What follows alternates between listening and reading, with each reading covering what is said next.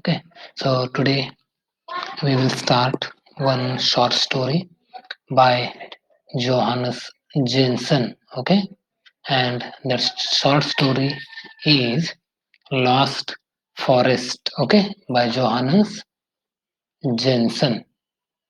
So in module 5 we have this short story. Okay, by Johannes Jensen. Let's first try to understand who is Johannes Jensen. Okay, so Johannes Jensen was born on 20th. He was born on 20th January 1873. Okay, and he died in 25th November 1950. Okay, one more thing is that he is a Danish writer. Okay, he is a Danish writer. And he is often considered as the first great Danish writer of 20th century. He was awarded the Nobel Prize in Literature. Okay, so he also got Nobel Prize for Literature. Okay, in 1944. So he was born of peasant stock. Okay, so he went to Copenhagen to study medicine, but his interest turned to writing later on. Though some of his best poetry and his early novels were set in foreign lands, okay, a three-volume collection of short stories, which includes Lost Forests, indicates that he returned for inspiration of his own people and his own land. He handled the literary forms like poetry, plays, short stories, okay, and he has also written essays chiefly on anthropology and philosophy of evolution. So he died on 25th November 1950. So this is a story told essentially from the point of view of a slave owner. So the present story is about the a slave owner. Okay, slave owner Cora, who bought a strong slave. But, however, it is a story about the slave who had no voice in the city. Okay, he had. So, if we see the slave, okay, in the story, he has no voice, okay, or he has no name. He also does not have any kind of dialogue, and his only value, see, the slave's only value is that his labor. Okay, so if you see the story is a horrific account of how the slave's life is edified for the benefit of the slave owner. Okay, which means that how the slave owners use slaves for their benefit. Okay, now let's start the story. Cora was the name of a man who tilled the soil. Okay, so Cora had a farm. Okay, and Cora was a farmer, and he had saved money, and so he decided to buy a slave in order to till the soil. So he went to a town. There he met a slave dealer, and that slave dealer showed Cora slaves. So he says, I suppose you want me to drag them all out here. The dealer said, it was noon and the slaves were all asleep. So when Cora went to a town to buy slaves, he found a dealer there, but dealer said that all the slaves were asleep. So Cora said, then I will go or find somewhere else slaves. But Cora looked at them, but the dealer said, "Well, I will bring them all out." So he brings them or all the slaves out before Cora.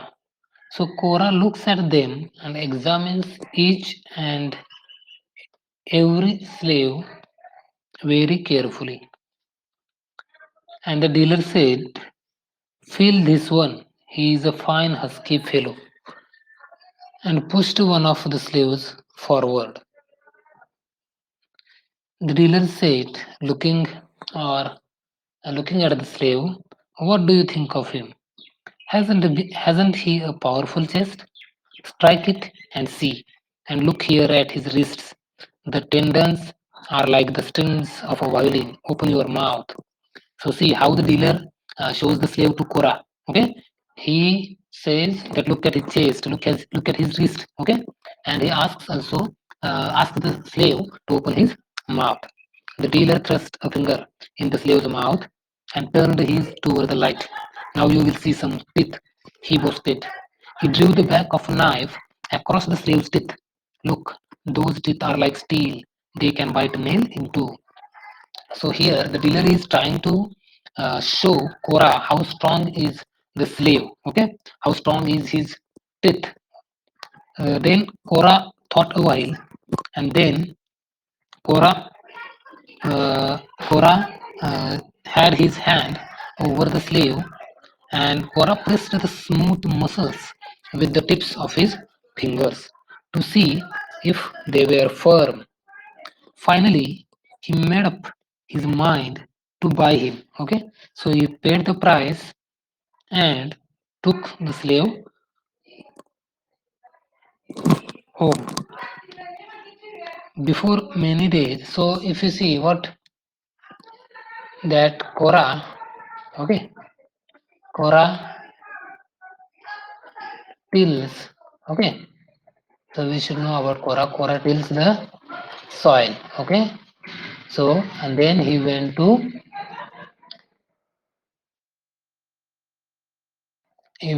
town to buy a slave, okay, where the dealer, where the slave dealer showed Cora slaves, okay, by showing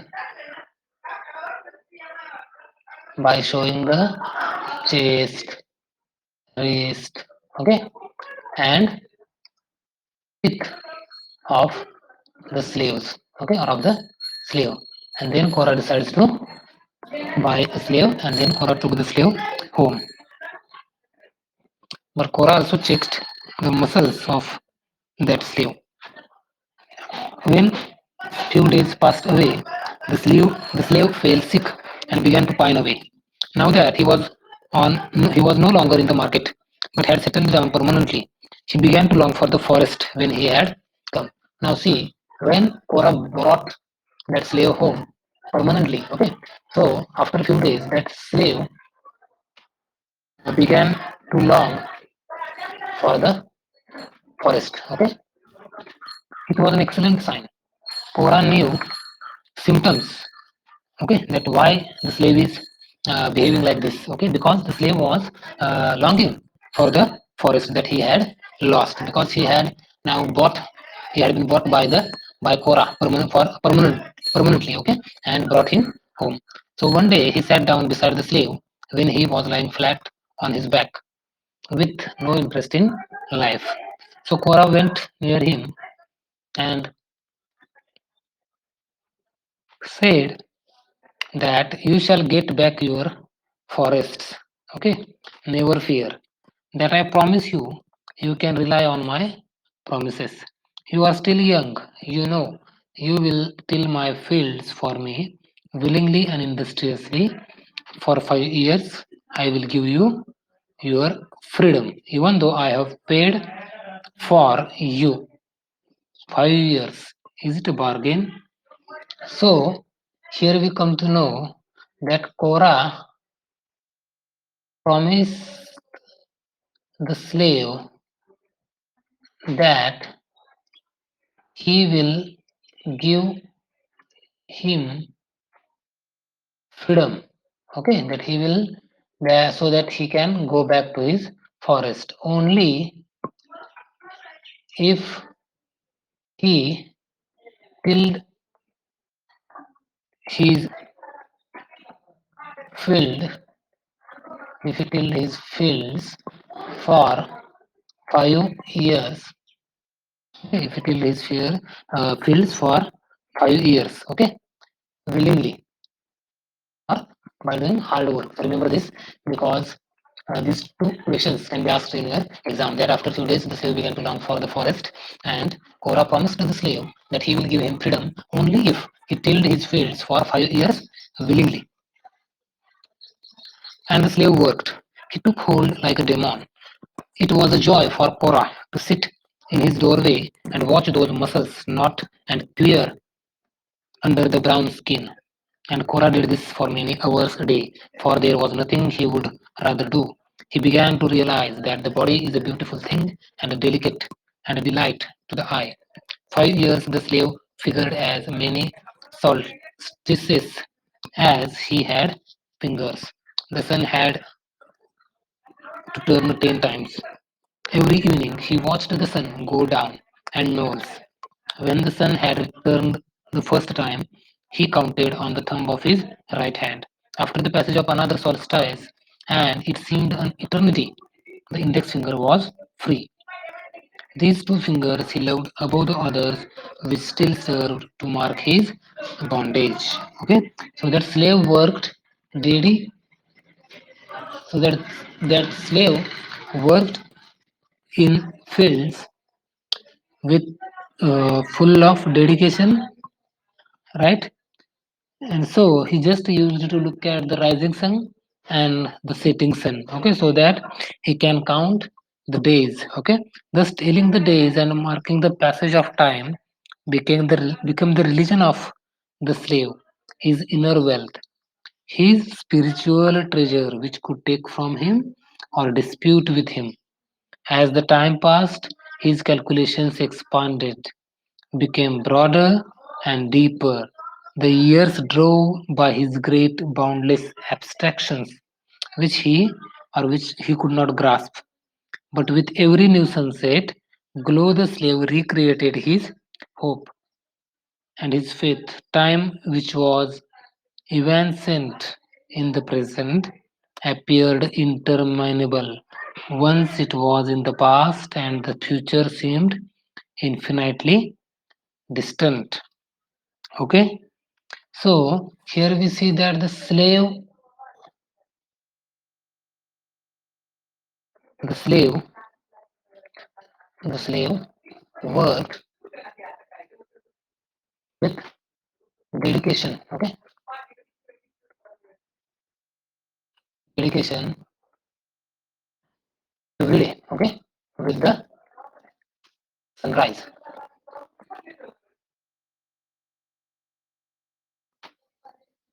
In such wise, the slave spirit was deepened, as his longing brought infinity into time, and so his world became infinite, and his thoughts boundless. Every evening, the slave stared thoughtfully into the distant west, and each sunset brought more and more depth into his soul.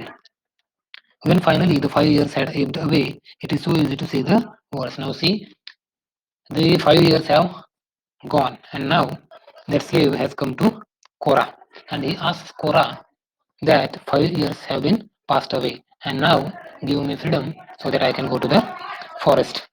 Now Korah said, you have been a faithful worker. Tell me, where is your home? Is it in the west? I have often watched you staring in that direction. Yes, his home was in the west. It is far away then, said Korah. And you have no money, have you?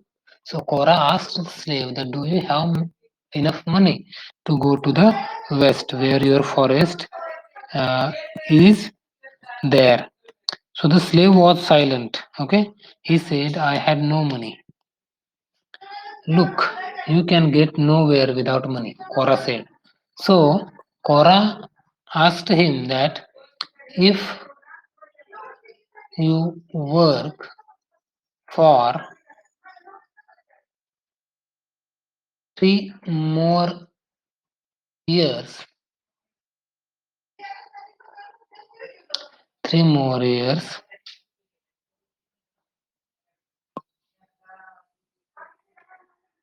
not, not, sorry, no, let it be two. Okay, let it be two.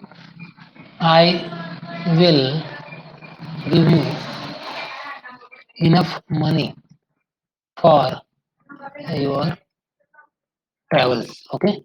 So see, after 5 years, when Cora asked, sorry, when that slave asked Cora that now give me my freedom so that I can go to my forest, but that slave had no money to go to the west where his forest is. So Cora told him that if you work for 2 more years for me, I will give you enough money. So the slave bowed his head and went into harness again.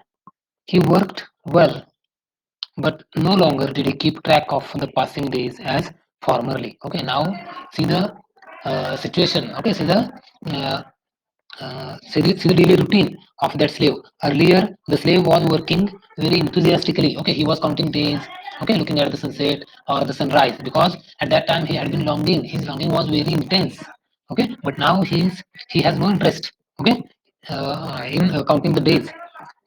So on the contrary, he gave way to daydreaming. Okay, now he instead of working enthusiastically in the fields, he started daydreaming. Okay, so Cora heard him well and babble in his sleep. After a time, he fell sick again. So now that slave fell sick again.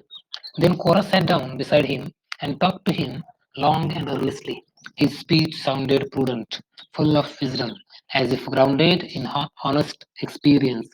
I am an old man, Cora said. In my youth, I too longed for the West. The great forests beckoned me, but I never had money enough for the journey. I shall never go there now. Never until my spirit goes there when I die. So Cora expresses his wish to that slave that he also wanted to go to the west, but he could not go. And now there is only one way to go there, and that is after his death, his spirit will go there. You are young and able, and you work hard, but are you any stronger or abler than I was in my youth? Think about all this and hear and to the advice of an old man and see it to that you get well again. But the slave mended slowly, and when he took hold again, it was not with the old enthusiasm. He gave way easily now. His ambition was gone. His ambition was gone, and he liked to lie down and sleep between jobs. So, if you see, the slave was now sleeping, okay, during the work. So Cora whipped him. Okay, so 2 years also went away. So now Cora gave the slave his freedom. He went forth into the west. So here we see that now Cora gave the slave his freedom. Okay, his freedom to go to west. Okay, but he went forth into the west, but months later he came back in a miserable plight. He had not been able to find his forests. It might be that his forest lie in that direction. Okay, but when the slave went to the west, he did not find his home or his forest there. Okay, but the slave did not find his home or forest. Okay, in the west.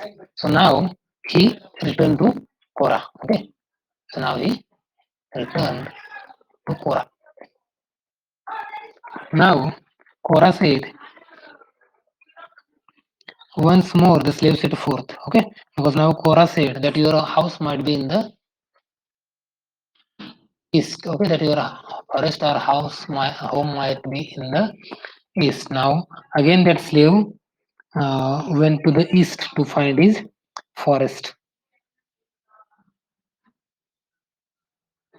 And finally, after long wanderings, he came to his own forest. But he knew them not. Worn out and defeated, he turned his face to the west. Okay, he came back to his master and told him that he had found woods, great woods, and small. They were not his own forest. Okay, so he went to the east also, but he did not find his home or forest. He did not find his home or forest there also. Okay, so again he returned. So again he returned to Korah. Okay, now Korah said, "Stay with me. While I am alive, you shall never lack for a home on this earth." Okay, so Korah assured him that he will give him everything. Okay, so that you stay with me. Okay, and I will take care of you. So Korah now became an old man. Okay, but Korah fed him well that he might live long, kept him clean that he might be in good health, and at reasonable intervals whipped him so that he should be meek and respectable. Okay, so now what happened? That Korah asked the slave to live with him. Okay, so Korah care of him. He whipped because because because the slave should be whip him because the slave should be meek and respectful. Okay, because he should be meek and respectful. Nor did he stint with rest. Every Sunday the slave was free. See now on every Sunday slave was every Sunday the slave was free to sit on slave was free to sit on top of a knoll. Okay, and stare into the west. Okay, so remember this one because this will be asked in your exam. That on every Sunday the slave was free to sit on the top a knoll and stare into the west. Korah's farm yielded in abundance. He purchased woods and cleared them and put them under the plough that his slave might have work. And the slave felled trees with a will. Korah was wealthy, and one day he brought home a female slave. Okay, now what happened? That now Korah become very rich. Okay, now Korah purchased the woods. Okay, and so and by making that slave cutting the trees. Okay, and now Korah brought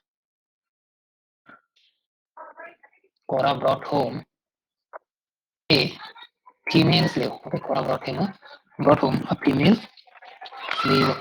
The years passed, and in Korah's house there grew up 6 slave boys. So now the slave had 6 boys. Okay, like their father, they worked diligently. Okay, so now, so like that slave, that those 6 boys also worked diligently and passionately. Okay, in Korah's field. Only when one is working does the time pass. Their father told him. And what did Korah tell his boys? That in order to time pass Okay, in order to pass the time, we have to work. And when the time has passed, weary we are born into the everlasting forests. Every rest day, he took his sons with him up on the knoll where they could watch the setting sun, and he taught them longing. Okay, so that slave that slave used to take his sons to the on the knoll where they could watch where they could watch the setting sun, and he taught them a longing. Okay, because that slave used to tell his son that there was a time when I was belonging to the west, okay, where my forest was there, where I was living. But many years have been passed, and I have been living here. So Korah used to show his children that how he longed for that forest. Korah was old, and Korah had become old now. He had indeed always been old, but now there was nothing of him left but age.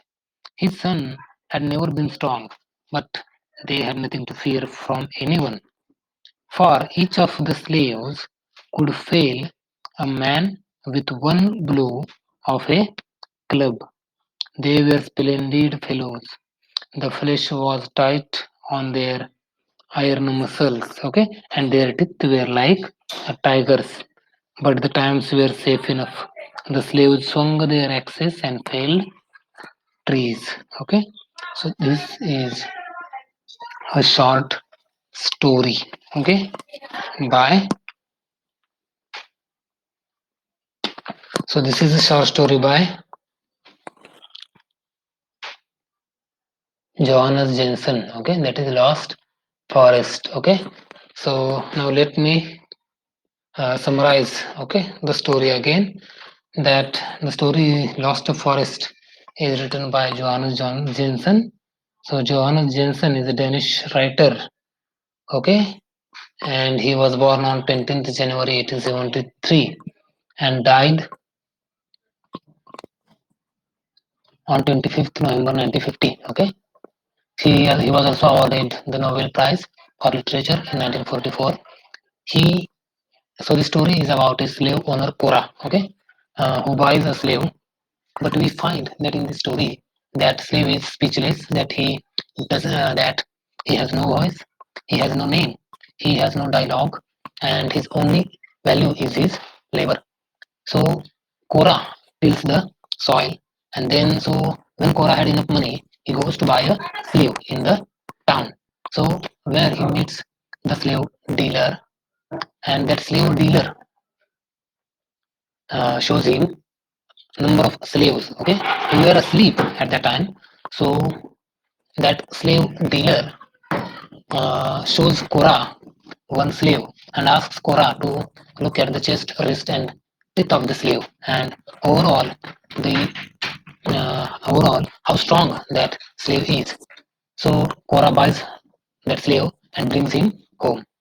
But soon after a few days, that slave begins to long for the forest. Okay, so Korah knew that why the slave is behaving like this. Okay, so Korah goes near him and promises the slave that he will give the slave his freedom. Okay, only if he tilled his fields for 5 years willingly. So the slave worked with dedication every day with the sunrise, because now he used to work in the field with a thought in his mind that soon the 5 years will go away and he will go to the forest that he had been longing for. So his longing for the forest forced him to work passionately and enthusiastically. So he worked very hard, which produced or which gave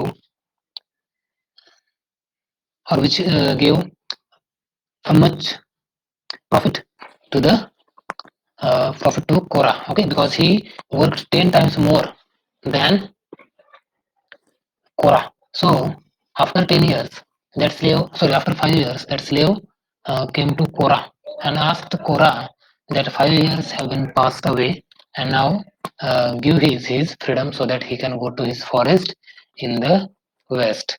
But Cora asked the slave that do you have money to go your home or to the forest that he had been longing for? So that slave said that no, I don't have money to go to the forest. So Cora again promised him that if you work for 2 more years, I will give you enough money to go your home or go to the forest. So that after 2 years, that slave came to Cora. So Cora gave him money to go to home, okay, in his go home, which is in the west. So that slave went to the west, but he did not find his home, that he did not find his forest there. So he returned to Cora. So Cora said that your home or your forest might be in the east, so you should go to the east. So again that slave go to the east to find his forest, but again he did not find his home or forest there also. So he again returned to Cora. So now Cora said that now live with me, I will take care of you. And as Cora promised, Cora takes care of him, but uh, he whips the slave at intervals, okay, frequently, because he wanted the slave to be meek and respectful. That is, he should not behave arrogantly. That is why Cora used to whip him at intervals. Okay, and on every Sunday, the slave was free to sit on top a knoll and stare into the west. Okay, because that was his real place. Okay, the place that he had been longing for, his forest. So one day, Cora brought home a female slave. Okay, and that slave, female slave. So now in Cora's house there had been six boys of that slave. Okay, and now that six boys were working on Cora's field. Okay, so now Cora had become rich. So this was the story that is lost forest. Okay, so we shall stop here. Okay, thank you.